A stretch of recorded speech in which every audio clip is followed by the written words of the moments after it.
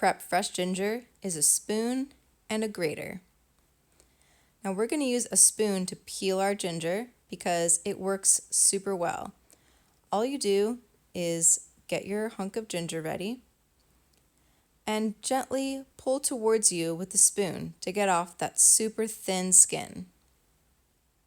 After your ginger's peeled, grab your box grater and on the small gauge, grate your ginger. Grating ginger just intensifies the flavor and helps the flavor bloom in any of your recipes. Make sure you reach inside and grab out all that goodness. Now, grated ginger keeps for a long time in the freezer, so if you have any extra, go ahead and freeze it in small containers for later use. And that's how you prep fresh ginger.